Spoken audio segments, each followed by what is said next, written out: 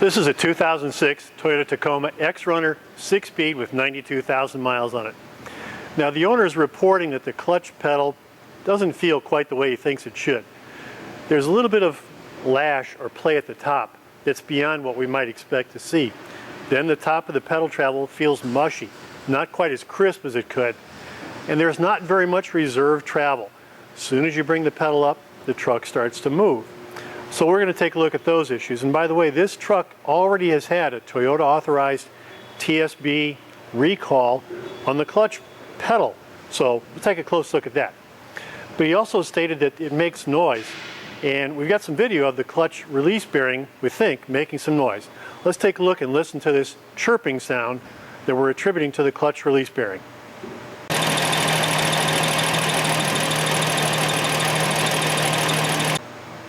Well, now after we get the transmission out, we should be able to confirm whether it's the clutch release bearing or not. But that pedal, it just doesn't feel right. And one of our associates here said, and I quote, "It feels weird." Well, let's see if we can clean up this pedal effort and how the whole clutch feels and behaves. Now we're looking at the master cylinder push rod. And I'm just pushing the pedal with my hand, and the pedal moves pretty good distance before we even touch the push rod. And we make contact with the push rod, and it feels a little bit spongy. Now interestingly, this truck has already had a recall action and a new pedal assembly installed. So I've got a few things to look at. Now I checked the specs, and we can have 5 to 15 millimeters of pedal travel before contacting the push rod really. This truck had 30. So I adjusted the push rod, made it longer, but watch, when I push on the pedal, it's moving, and you'll hear it click. The click is the pedal actually finally hitting that little push rod bumper up there. So we've got pedal travel before we get to push rod travel. So it means we're not doing anything inside there to artificially lock pressure on this system. It's not like we're driving down the road with it like this if somebody really overextended this. We've got pedal travel free play back, and it significantly increased the reserve travel, the distance the pedal came up off the floor before the truck started to move. This is an improvement already. Now there's the slave cylinder, there's the fork, the shiny parts in there, that's the clutch release bearing. I just adjusted the master cylinder push rod. How can I make sure that I didn't over adjust and I'm not holding pressure on the system? Here's a quick check. Just push back and compress the slave cylinder. If I had over adjusted the master cylinder and had the valving closed off up there, I would not be able to compress that slave cylinder back. It'd be stuck. So we're not holding a hydraulic load on this system when your foot is off the pedal. We're at zero pressure. Now this is the first time I've worked on a truck like this Tacoma, so I'm learning some things as I go here too. I had to do something about the hydraulic system. It was either disconnect the line or try to remove the line from the transmission with the hydraulic system intact. I chose to go intact for right now, and we'll probably try to do some bleeding with it later to flush it out. But this line right here from the damper up is a hard line that runs all the way up to the top of the cover on the engine. So this attaches to the transmission, it attaches to the back of the engine, it attaches to a bracket, it's still connected to a hose. I counted 10 fasteners that hold this system in place so far. So I got them all off and just about got the transmission ready to take out. Okay, now the transmission is loose. We're off the dowel sleeves. Let me bring it back a little bit.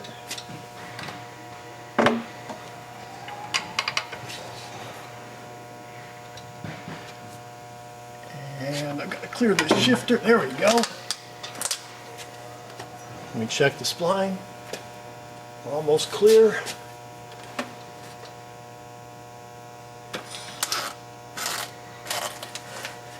Let me take a look up top. Okay.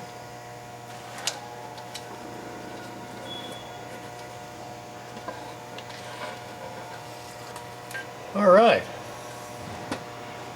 That's what we were looking for. Okay, now I brought the microphone actually in real close to the bearing. So let me just spin the bearing with my finger.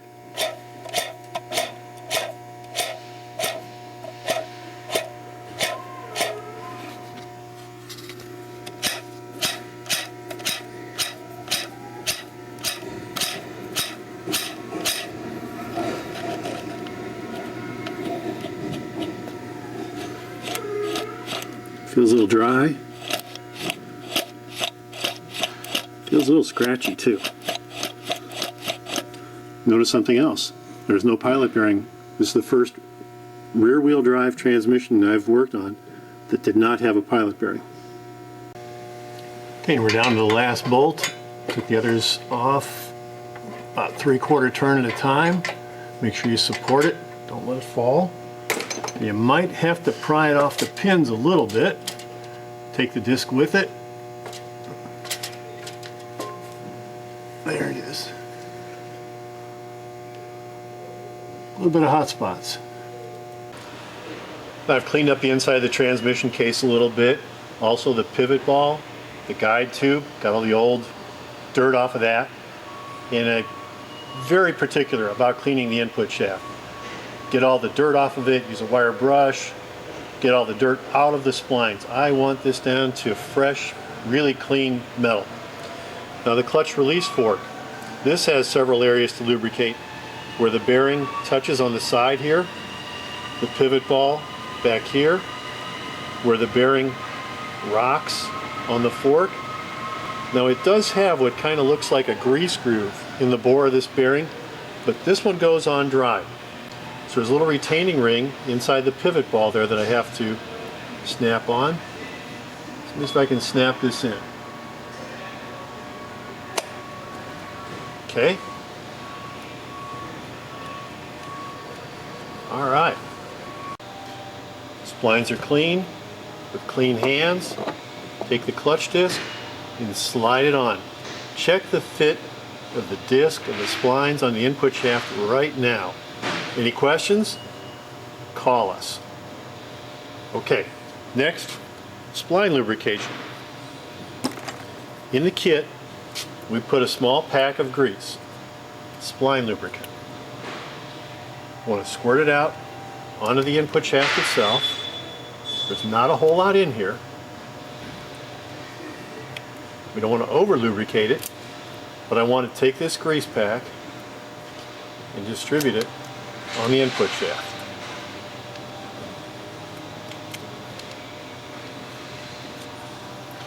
So we'll take the pack and spread it around. Well, there's not very much. This grease helps prevent corrosion. Also, we want this disc to slide freely on there.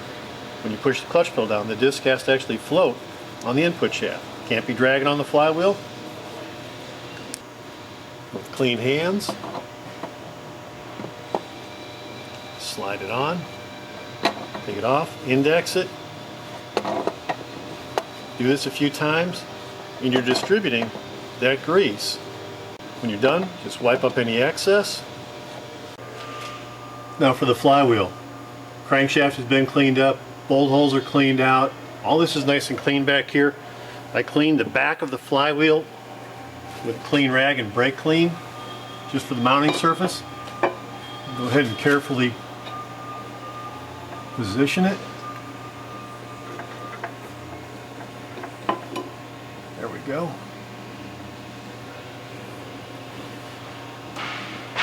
Each one of the bolts has a drop of medium strength thread locking compound.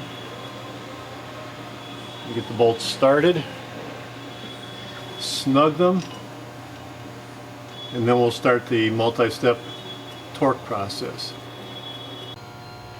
Alright, it's time to torque the flywheel bolts. I'll just start up here about the 12 o'clock position. Now I've got it blocked. This is a piece of some type of strut. I think they use it to install electrical systems in buildings, just conduit spacer in the ceiling. But it's going in and it's blocking a ring gear tooth against a bolt from moving. So the engine's not going to move on me, and I'm just going to go to about 20 just to seat them. 40.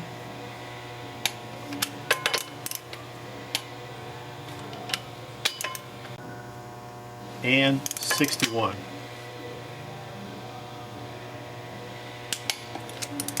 One, two, three, 4,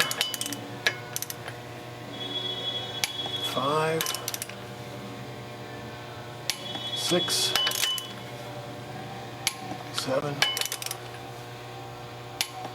61 pound-feet, all 8 bolts. This surface where the clutch disc rides must be clean. The same surface on the pressure plate assembly must also be clean. So we're going to use clean rags and a good spray of brake clean.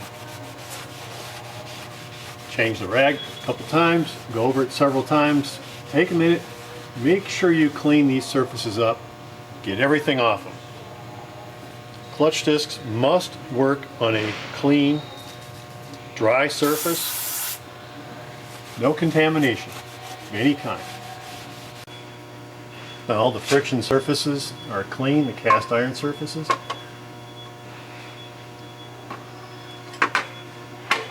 Get the clutch cover on the dowel pins and just start a couple of bolts. And the dowel pins transfer the precision location from the flywheel to the clutch cover for balancing. Okay, now I want to use the alignment tool. Ouch. Watch those teeth. Use the alignment tool and pick up the pilot in the crankshaft in this case. Remember, it doesn't have a pilot bearing or bushing. Make sure you got a good feel to it. Everything feels nice and lined up.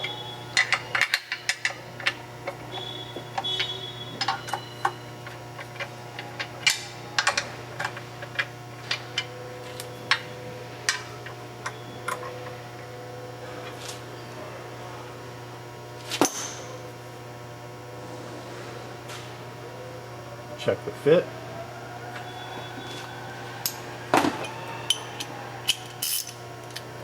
Just give it a little snug.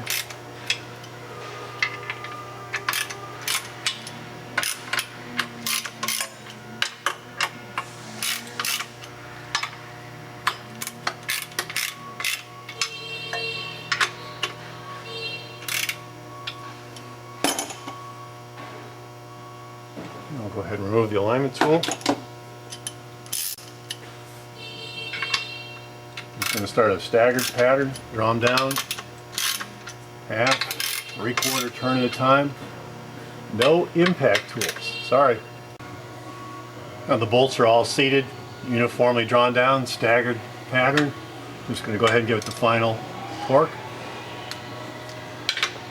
About 14 pound-feet of torque, not a whole lot.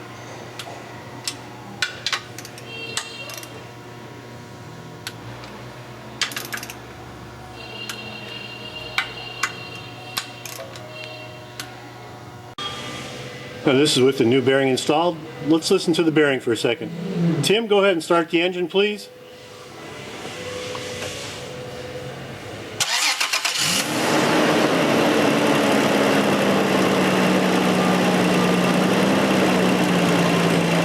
Clutch pedal up.